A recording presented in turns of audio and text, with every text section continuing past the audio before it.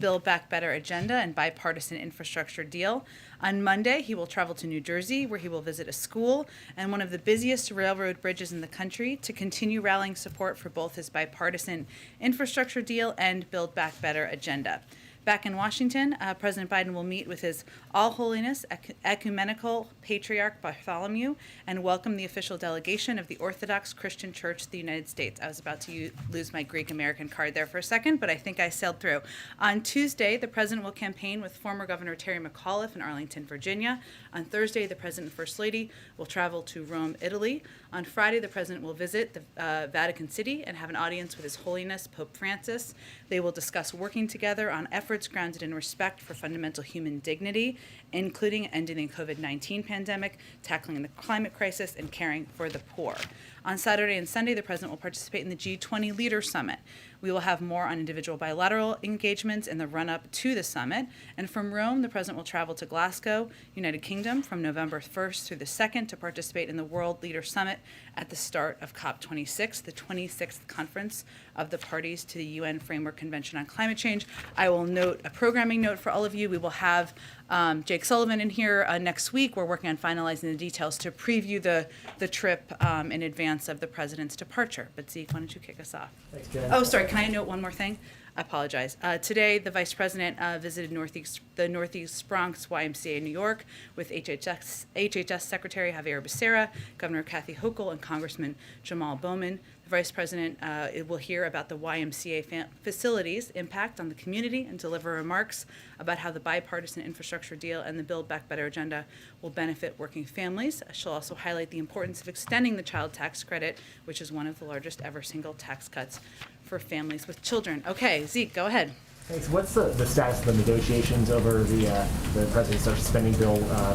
House Speaker Nancy Pelosi suggested a deal could be done today. Does the president expect that? And who's he speaking with right now? Well, he will continue to have calls throughout the course of the day and the weekend, as he has over the last several days. We will provide you details on those as we can. We have a goal, as Speaker Pelosi conveyed. We have milestones, and we're working on finalizing an agreement. That's the status. Our focus is on making significant progress on that. We've seen that happen over the last several days. We're encouraged by the shared commitment to get this done and deliver for the American people. But I don't have any new deadlines or timelines from here, nor have we set them from here over the last several days or weeks. As that package that the president proposed initially at roughly $3.5 trillion, I think now looks to be being cut roughly in half. We've heard the president say he wants to come back at things later, things like community college, some of the other extending the life of some of these programs that have been shortened. Progressives have been saying that now's the moment to go big. There might not be another moment. Why does the president think, given how difficult things have been up to this point, that he'll have another bite at the apple to sort of make these programs more enduring, or to include even things that couldn't make it into this package somewhere down the line? Well, let me say first, Zeke, that this package is on track to be to represent or to direct the most fundamental shift in supporting hardworking families over wealthy in modern American history. And the president's belief, as you heard him say last night, is that compromise is not a dirty word, and that we will get nothing if we do not have 50 votes. The alternative is not a larger package. The alternative is nothing. So his objective is to continue to press forward, to bring the parties together to get a historic package done.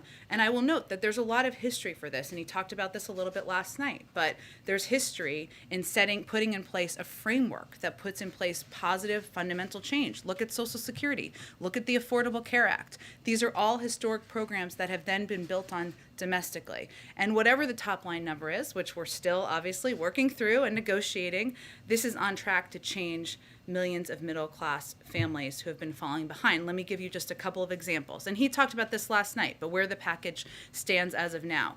The largest investment in childcare and early education, childhood education in history, with the first national universal preschool program ever in history. The largest investment in climate and clean energy in history, around 6 times the size of the climate and clean energy investment in the Recovery Act, the second largest climate bill in history. The first national paid family and medical leave program ever, the largest expansion in health care coverage since the Affordable Care Act, leading 7 million people to gain new coverage, perpetuating the largest one-year drop in child poverty in history by extending the child tax credit, and a new investment in housing that is greater than the entire current annual budget of the Department of Housing and Urban Development. That is what we were talking about here, even as we were talking about a package that's being negotiated that is smaller than what he originally proposed. But why does he think that a future Congress or sometime later in the administration he'll have more luck going beyond where he's at right now and getting more spending for some of those programs at the levels that he initially wanted by taxpayer back?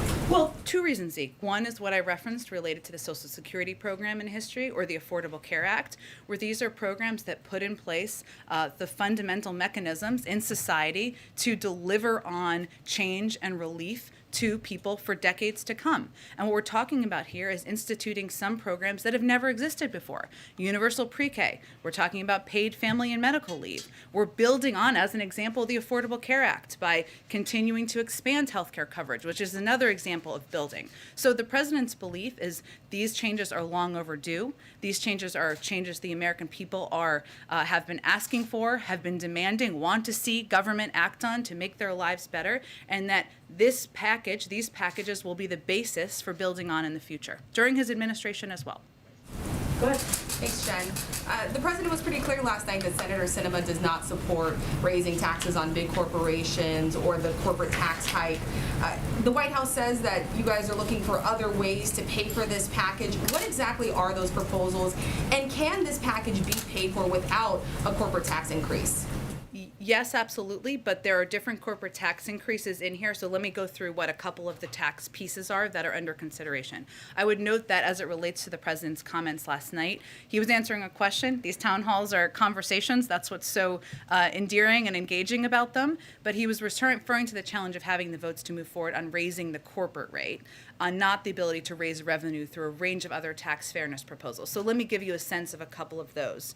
So some of the biggest corporations in America pay literally nothing in income taxes, as we know, as we've talked about in the past, a lot in here. 55 of the biggest companies, they pay lower rates than wage-earning families. We can stop that by imposing a 15% minimum tax, a minimum corporate tax, to make sure large corporations pay their fair share. We also believe, the president believes, a number of other members of Congress believe, that we need to stop rewarding companies that offshore profits and American jobs. We'll do that by creating a global minimum tax, something the United States has been the global leader in, bringing together countries around the world, and that will help to make the United States more competitive and end the race to the bottom. We can also close loopholes for high-income Americans, including a loophole that allows some taxpayers, like hedge fund managers, to escape a Medicare tax imposed on all high-end income, on all high income. That's another proposal that's out there still. And we can crack down on wealthy tax cheats who are taking advantage of every honest taxpayer and invest in enforcement to stop 1% from evading $160 billion in taxes per year, something that Treasury secretaries, Republican and Democrats, have expressed support for and feel this is a strong part of the proposal. So I list all of those because those are all ideas out there, all ideas that would move us forward toward a greater system of tax fairness and also can help pay for the full package. One more follow-up on the child tax credit. Speaker Pelosi told me yesterday that the president was looking at a one-year extension. According to the Census Bureau, 47% of families use that money to buy food. Will those children be left behind if there's only a one-year extension on the child tax credit? Well, to be clear, the president proposed a longer extension. What the president is, though, looking to do is to extend the child tax credit, something that he proposed himself earlier this year, and again proposed extending it because he thinks it does have such an important and dramatic impact on people across the country. Many economists have credited it with cutting the childhood poverty rate in half. He absolutely thinks it should be a part of what American families can benefit from. But it's smaller because compromise is not a dirty word, and it is something that we still believe is a positive step forward to extend. Go ahead. What drove the shift in the president's posture this week in terms of, he laid out a lot of details to rank and file members on Tuesday, he laid out a lot of details to the entire world last night, something you guys have been wanting to talk about over the course of the last several months.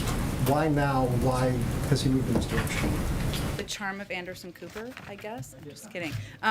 Look, I think, Phil, that we are at this point in the conversation and in the debate where we are getting into the nitty-gritty details, and the president is deeply engaged in those discussions. I think what you saw last night, what the American people saw last night, is that the president has rolled up his sleeves and he is deep in the details of spreadsheets and numbers and what the potential impact can be to help the American people. And he was candid, and he was candid about where the negotiations stood, and also wanted the American people to understand, as I just outlined earlier, that progress here is a historic package that will put in place systems and programs that have never existed in our society before. So I think what you're seeing is that we're getting closer. We're into the nitty-gritty details. There is agreement about some fundamental investments in our society, and he loves having conversations with the American people about what he's fighting for.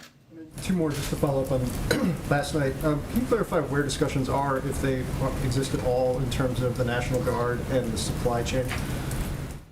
Oh, can I clarify where things stand? My understanding is it had been talked about, but it wasn't something you guys were moving toward. The president seemed to say differently last night. Sure. Well, any president has the ability to use the National Guard from the federal level. Requesting the use of the National Guard at the state level, which is often how it's done, is under the purview of governors. And we're not actively asking them to do that, and we're not actively pursuing the use of the National Guard on a federal level. But it is something that any president would have the capacity to do, the authority to do, but it is not something under active consideration. And then one more. The president was asked if the U.S. would come to Taiwan's defensive attack by China, and he said, yes, we have a commitment to do that. Is there a shift in U.S. policy as it relates to Taiwan and a defense agreement? Well, there has been no shift. The president was not announcing any change in our policy, nor has he made a decision to change our policy. There is no change in our policy. Our defense relationship with Taiwan is guided by the Taiwan Relations Act. Some of the principles of the Taiwan Relations Act that the United States will continue to abide by, of course, is assisting Taiwan in maintaining a sufficient self-defense capability. Another principle is that the United States would regard any effort to determine the future of Taiwan by other than peaceful means a threat to the peace and security of the Western Pacific and of grave concern to the United States. I would also note that Secretary Austin also spoke to this earlier today, and he said, as the Secretary of Defense, of course, nobody wants to see cross-strait issues come to blows. Certainly not President Biden, and there's no reason that it should. And that is certainly emblematic of our approach as well. Go ahead, Jeff. Just piggybacking on that question about Taiwan, the U.S. policy is one of strategic ambiguity on this. He seemed pretty unambiguous with what he said last night. Was that intentional? What I can convey to you is that our policy has not changed. He was not intending to convey a change in policy, nor has he made a decision to change our policy. Okay. Moving back to the legislation, is the president confident, or is he hoping for a vote on this before he heads to Europe next week? Well, his preference would certainly be to get something done in the coming days. And obviously he will work closely with Speaker Pelosi and Leader Schumer to do exactly that. But I don't have any new deadlines or timelines to set for you today. Beyond citing the rhodium report, if he arrives in Glasgow without this in hand, what is his message to world leaders on that world stage?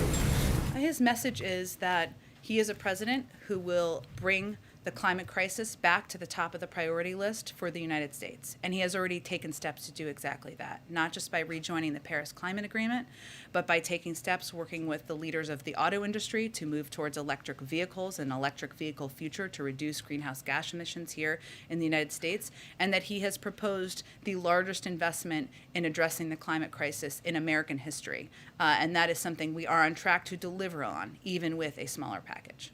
Just lastly, does the president or the White House have a reaction to the Alec Baldwin shooting incident in New Mexico? Other than to say that it is obviously a tragedy, the loss of life, and as I understand it, the individual who is in the hospital, and so our thoughts and prayers go out to their family members, but no, beyond that, we don't have an additional U.S. reaction. Go ahead. Thank you, Jen. And follow on China and Taiwan, just to be crystal clear. When the president says that the U.S. has a commitment to protect Taiwan, does that commitment include military intervention in the event of a Chinese attack?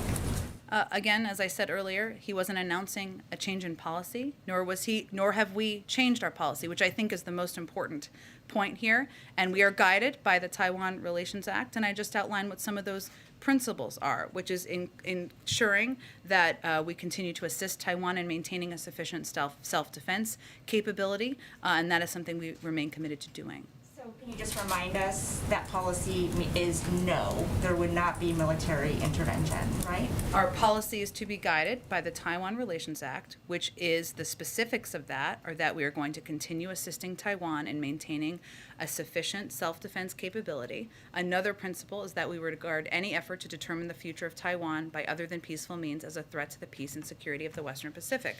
But as I noted earlier, our Secretary of Defense conveyed clearly what our policy and our view is, which is that no one wants to see cross-strait issues come to blows. That is what we want to avoid, and that's what the American people should understand as our focus. That's the view of the President, that's the view of the Secretary of Defense, and there's no reason anyone should think otherwise. And then a follow-up on all those tax options that you might have if the corporate tax is not raised, and if there is no hike in taxes on the wealthy. Will all of those still guarantee that this package will not be deficit spending? Yes. Okay. And none of that has been concluded. I think I gave all those additional components of tax options that are out there and Senator Sinema can obviously speak for herself, as I always convey from here, but she has been supportive of a number of these options, as have others, and those are all options that can help ensure we're moving toward a more fair tax system, but also pay for these investments. Thanks. And just one more on the filibuster. What are some ways that the filibuster can be fundamentally altered without ending it altogether?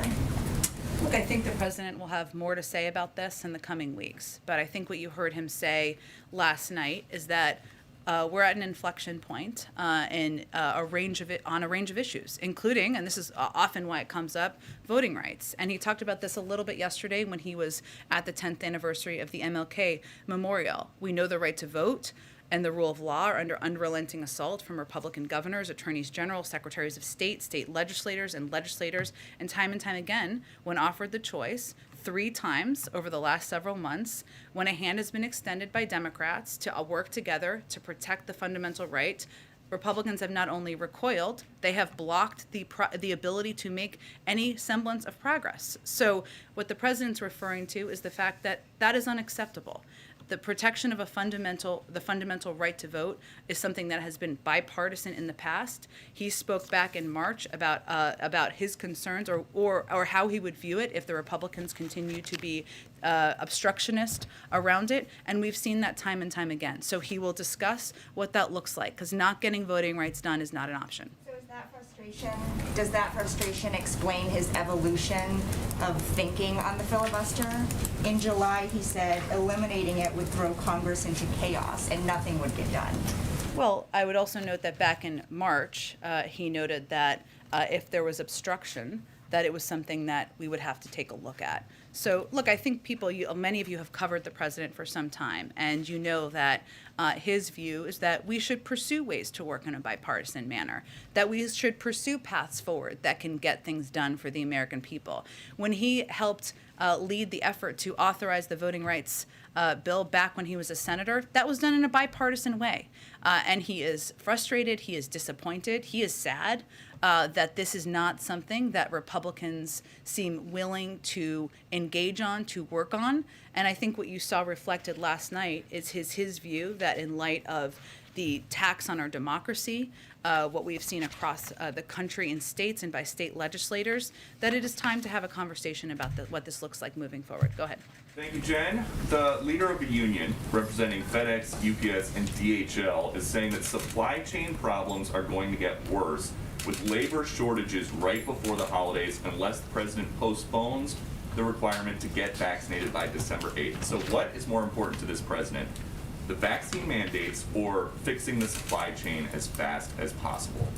Well, first I would say that that is not actually what we've seen at companies that have implemented these vaccine requirements that are not even part of federal law And yet. I Let me understand, but just just finish. I'm going to let you okay. talk. Don't worry about it. I'm going to let you talk, okay? So American and Southwest CEOs have made clear this will their workers will not be there won't be a labor shortage.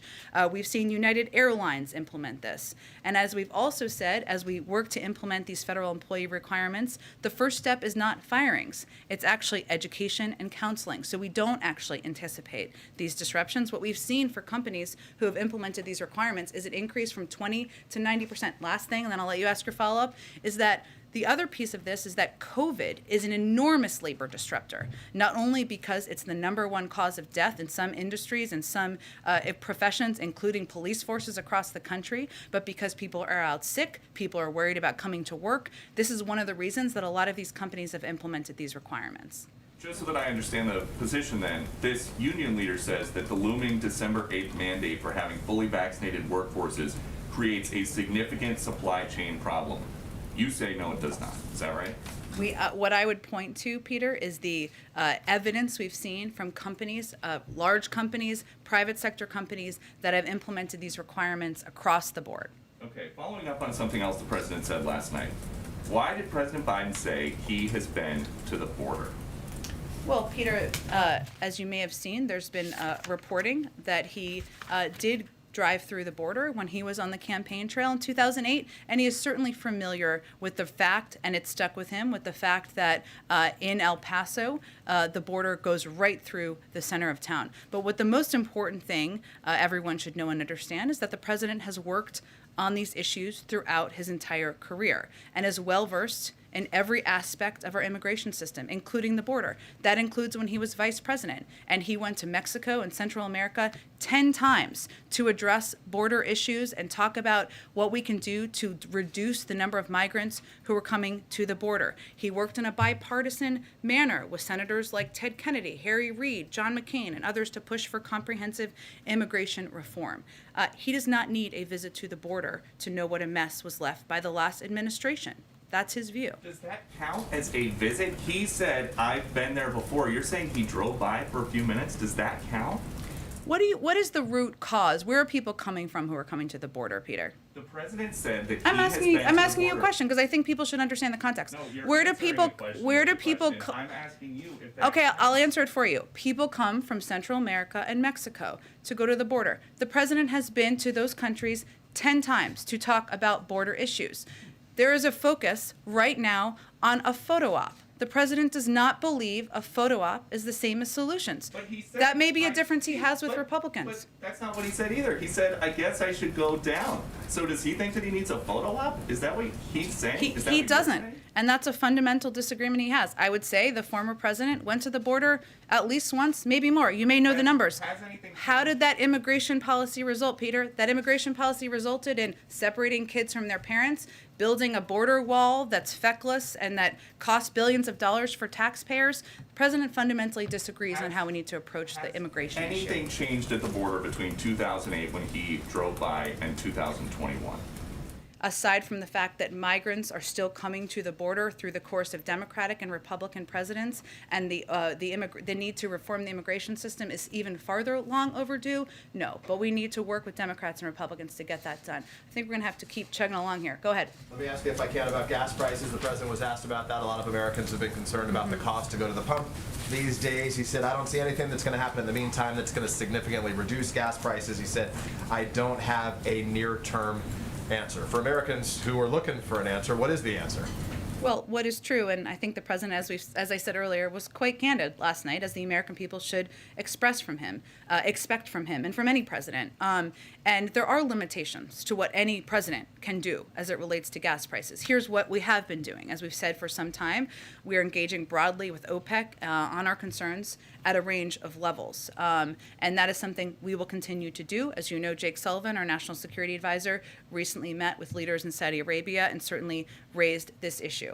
The president has also been concerned, as the administration has been, about what we have seen as rises in supply that have not been accompanied by drops in cost. That's one of the reasons he's asked the FTC to look into price gouging, something that is no doubt impacting, or we expect might be impacting, the cost of gas around the country. So we are working and using every single lever he can, but I think what people heard from him is some candor about what impacts we can have. He mused that he could go into the Strategic Petroleum Reserve and that could bring the cost down. He said it would still be above $3. Will he do that? I don't have anything to preview on that front at this point. Let me ask you, does the White House have any response to the Supreme Court today saying that it's not going to block the Texas abortion ban, although it did grant an expedited review to take place, I think, by the start of November?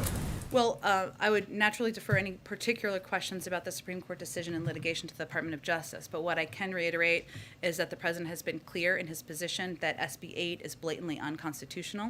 It not only violates the right to safe and legal abortion established under Roe v. Wade, but it creates a scheme to allow private citizens to interfere with that right and to evade judicial review. That is why he's directed a whole of government response to it, and why he will continue to stand side by side with women across the country to protect their rights. But in terms of any litigation steps, I'd point to the Department of Justice. The contingencies if the Supreme Court is to uphold that present ban, what contingencies, what process takes place behind closed doors here at the White House to help look out for the women in that state? Again, as you know, the Gender Policy Council and leaders there are leading the effort to work and see what levers in government we can use to continue to protect women's fundamental rights. We will see if there's an update on that to provide to all of you. Go ahead, Serena. Afghanistan, Thank please. you. I'll come to you next. Thank you. The attack on a military outpost in southern Syria this week did not result in any American casualties, but the U.S. military considers it to be a serious but failed attempt to take American lives.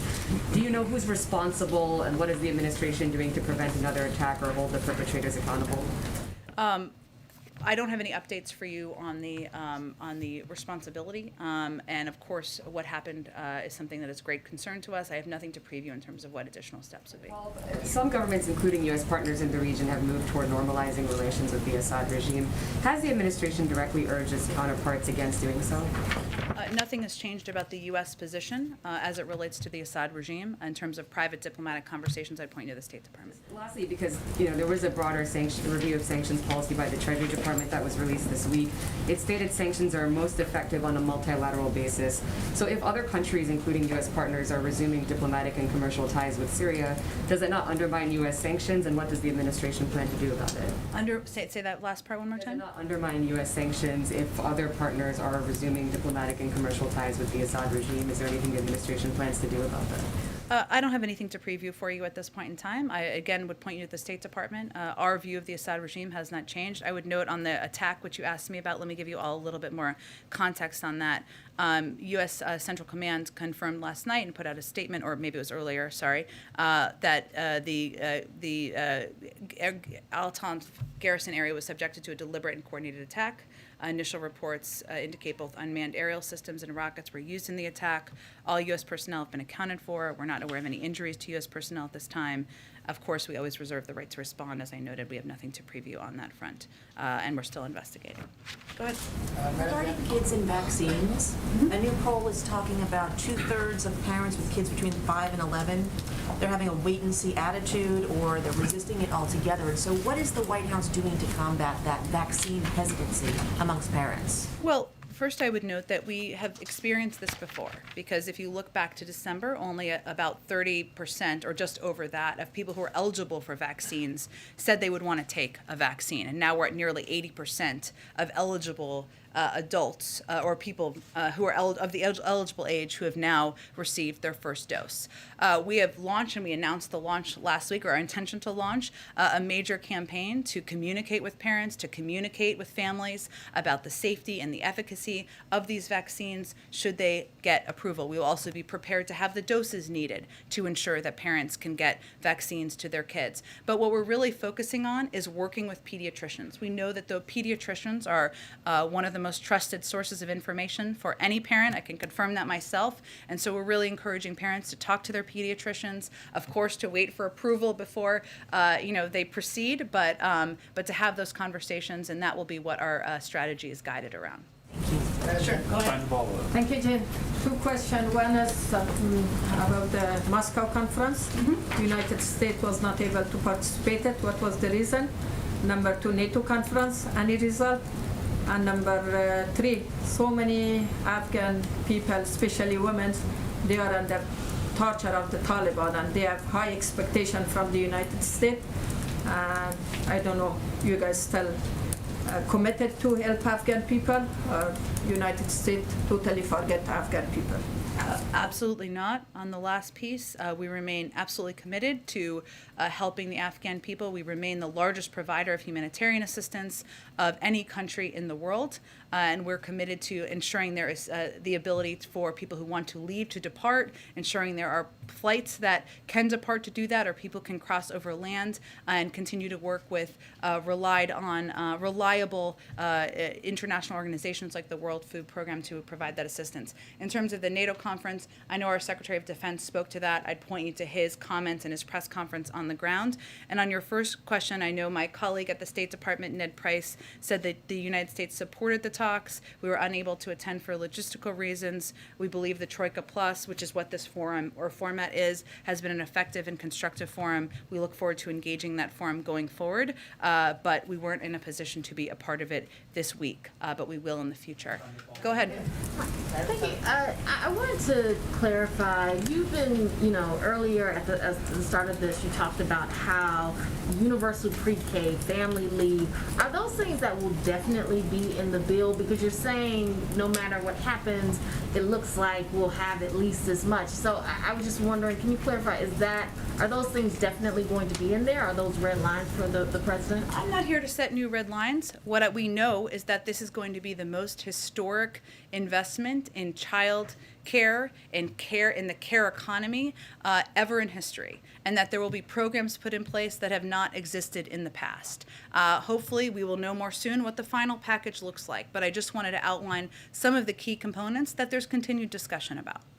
You didn't mention Medicare expansion in that. Is that intentional? Why not? It was not intentional. I was trying to give a couple of examples because sometimes we miss the historic comparison here on what we're talking about and what kind of a dramatic impact this package will have on families across the country and what it's tracking to be. There are still final pieces that need to be concluded, and I can't give you a final fact sheet quite yet, but that's what I wanted to lay out for all of you. Another quick question. Does the White House have any thoughts on the Supreme Court? Yes, they're taking up the Texas abortion law, but they're not going to rule on the constitutionality of it. Does the White House have any thoughts on that? I would, beyond what I said to Peter, I don't have anything additional from here. I'd point you to the Department of Justice. Go ahead. Thank you, Jen. Just to follow up on the Medicare expansion, do you have any updates? President Biden addressed some of these discussions last night, and whether this will be an actual expansion or vouchers for things such as dental work. Is there any update in those discussions? Not yet. He talked a little bit, for those of you who didn't watch the town hall last night, from 8 to 9:30. He talked a little bit about how he wants to, his objective of working to bring down the cost. So I think you're referring, just to translate for everybody to bring them up, he talked a little bit about the possibility of vouchers for dental, something that's in discussion, but there's no new information I can provide to all of you. He also talked about the hearing aids and bringing down the cost of hearing aids and bringing that cost down and addressing it for seniors is a huge priority to him. He also mentioned last night how when you look at seniors and what they're struggling with, including dementia, that hearing and the ability to hear is an important priority. Still in discussion, clearly a priority to a number of key leaders in the Senate, but there's not a final conclusion before I came out here today. Along those lines, Nancy Pelosi, who I believe had breakfast here this morning. She did. She was here. I'm not sure what they ate, but they met, so yes. She indicated that a climate deal was close and suggested it could be done. Has the White House and congressional Democrats identified any substitute for the Clean Energy Performance Program that looks to be removed at Joe Manchin's request? And if so, what is it? Well, the president talked a little bit last night about the fact that, and I would say it's still on track to be, because there are so many climate components in these two packages that the president has proposed, including climate tax credits and tax cuts, which have been a part of his proposal, has broad support in the Senate. There are also key components, since you gave me the opportunity, that have been in the infrastructure plan that often we don't talk enough about, including moving toward electric vehicles, 500,000 charging stations across the country, which would be a huge impact, have a big impact in moving toward an industry that would reduce greenhouse gas emissions. Replacing lead pipes and water. I think many of you may have seen today that the state of Michigan issued a state of emergency because of lead in pipes. This is an area and a place that has a climate impact, that has a humane impact. These are all components that are under discussion, and obviously the infrastructure pieces have passed, but continue to be a part of what the president's proposed. But addressing the climate, making this the largest climate bill in history, we'll continue to be on track toward that. Just lastly, the president last night said he would entertain the notion of doing away with the filibuster to pass voting rights, and then he added, and maybe more. What's the maybe more? Stay tuned. It's to have a discussion. I expect you'll hear more from the president about it in the coming weeks. Go ahead. Matt took my climate question, but That's okay. You can ask it in a different way. No. Okay. On immigration, though, the president said yesterday that the administration's stance is that it is opposed to MPP, the Remain in Mexico policy, but there's a court order, and you're implementing that court order right now. But even with that court order addressed a previous memo the administration issued to terminate MPP. It's been months since this court order, and there's still no new memo out. And why is that? Secretary Mayorkas has indicated he plans to issue a new memo, and that we do oppose the MPP program, as the president said last night. I would point you to the Department of Homeland Security on an update on the status. Given that he is saying the administration is opposed and he's criticized us in the past, it seems like there's not a sense of urgency to get this memo out since it's been months. I wouldn't agree with that. I think we've been clear about our opposition to this, but again, there was a court order. So what we're working to do is move toward the release of a new memorandum, something that would come from the Department of Homeland Security, and while also abiding in good faith by a court order and following the law. I had a follow-up on Afghanistan, Sure. too. Just given that the embassy is currently closed right now in Kabul as well, if you're an Afghan and you still are hoping to find relief and come to the U.S., is there any way to actually get parole or refugee status without going to a third country? Well, we have a presence in Doha, one that engages with officials on the ground. We've also had recent meetings with leaders of the Taliban, as you all know, and has been reported publicly. And our State Department is leading this effort. So yes, absolutely there is. We have worked to help individuals who have stood by our side and fought by our side over the course of the last 2 months since we left. We ended our military presence there. We've put out, I know the State Department put out numbers on U.S. citizens and legal permanent residents who have departed from Kabul. We wouldn't be able to do that unless we had the diplomatic presence in Doha and were able to engage with and work with authorities on the ground. Go ahead. Thanks, Jen. Last night also the president said that paid leave was down to 4 weeks. When he said that, did he mean that it would be a permanent program and that it wouldn't be sunsetted any time over the next decade? And did he mean that it would be 4 weeks and scale up, or just 4 weeks flat? I think he was conveying that he had proposed 12 weeks. It was closer to 4. The specifics of the details and where that sits right now, I don't have an update for you on. Okay, so closer to 4, not necessarily 4. Again, Francesca, he was just speaking to where things stood last night. There's obviously been ongoing discussions this morning, but clearly making sure paid leave is law, is a reality for working parents across the country is a priority. That's why he proposed it. But in terms of the exact status, I don't have an update for you on that in this moment. And on free community college, he said, I promise you, I guarantee you, we're going to get free community college in the next several years across the board. So what makes him so certain that he'll be able to get community college, free community college in the next several years if it's not going to be included right now?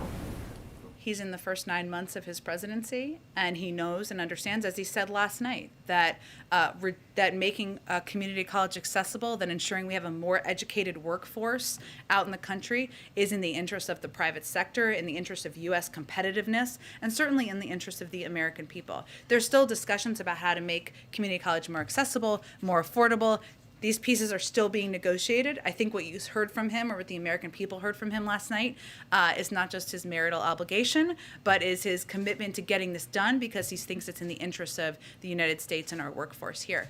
Go ahead. Thank you, Jen. Thank you. I'd like to ask first about test access and then about coronavirus origins. We as a press corps are fairly unanimous in our opposition to the mysterious pre-screening process that's been going on for presidential events in the East Room.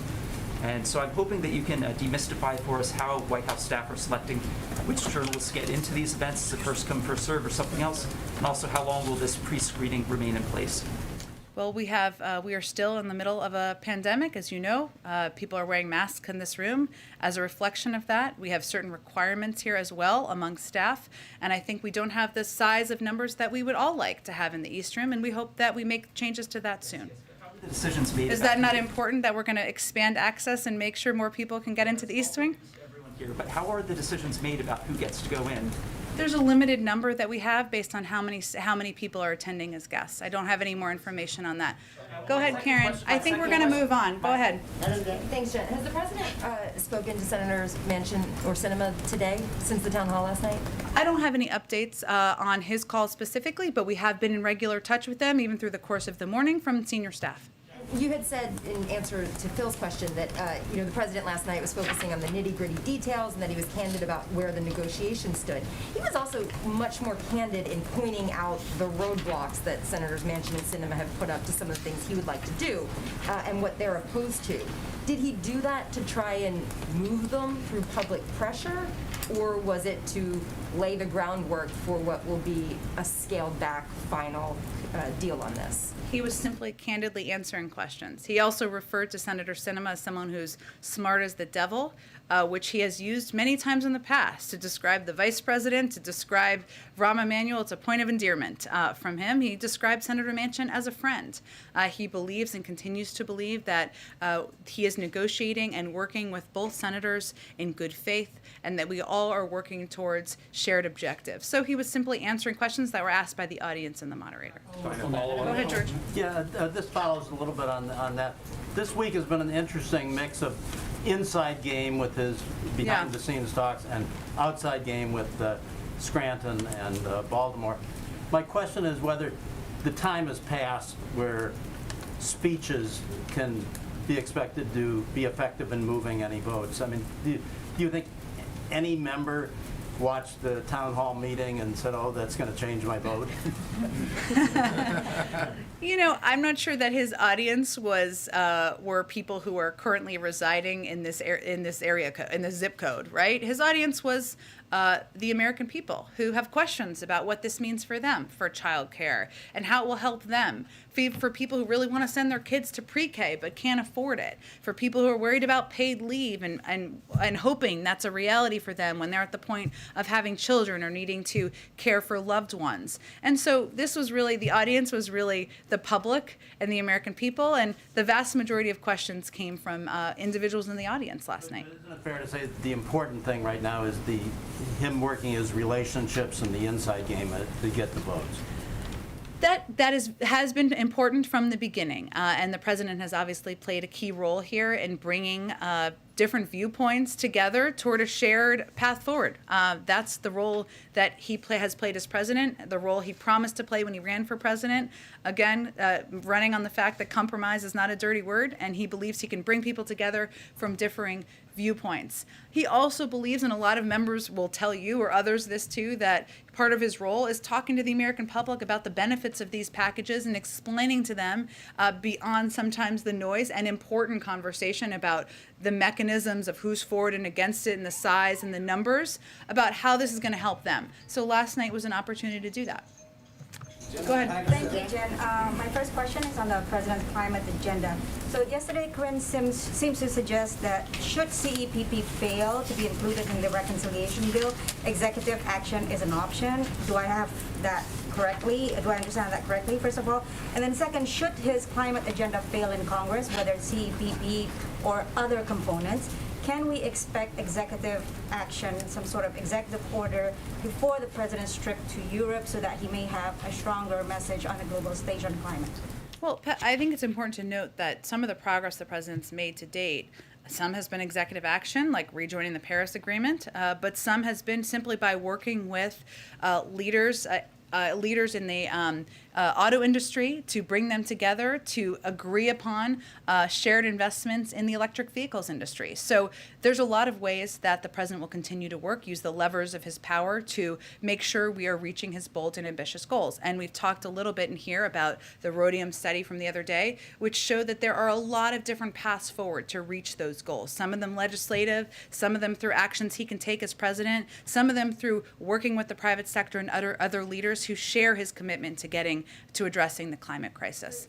Closing that option. My second question. I actually don't think that's the case. So just to be clear, what was your question? Just to be clear for the record here. Action before the president leaves for Europe next week. I think what I was giving for you is a contextual answer on how we're going to achieve our climate objectives, which is, of course, what he's going to go to Paris.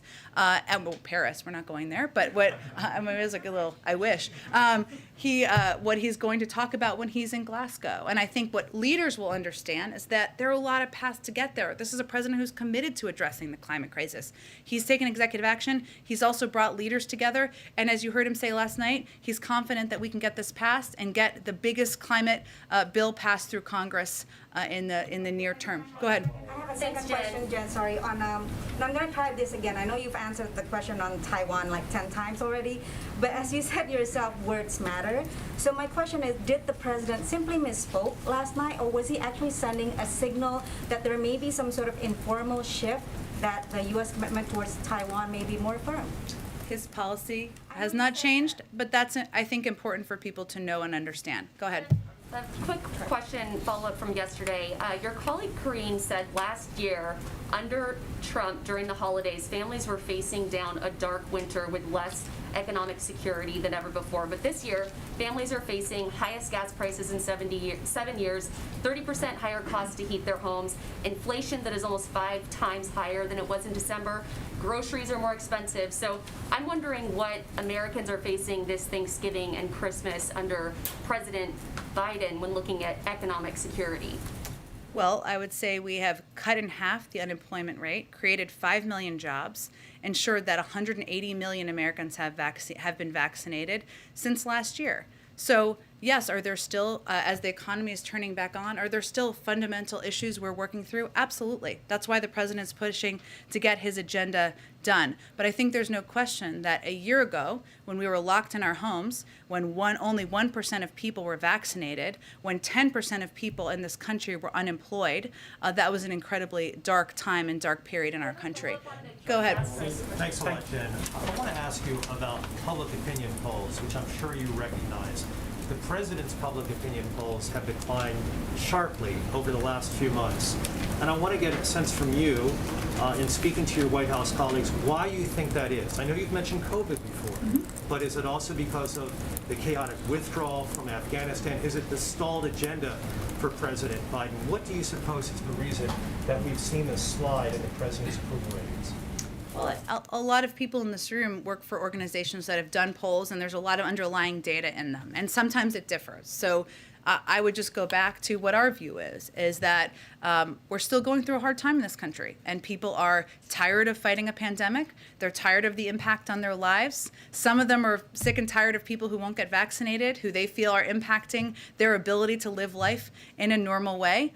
Some people are still fearful for loved ones, and we all thought that it would be over at this point in time. Obviously, the Delta variant and other factors have led to this to be extended. So there's no question that the fatigue with COVID is impacting people around the country. The president understands that. He's empathetic to that, and he knows that the best thing he can do is help get COVID under control, continue to work to address some fundamental issues in our economy, put people back to work, and that's what he's focused on every day.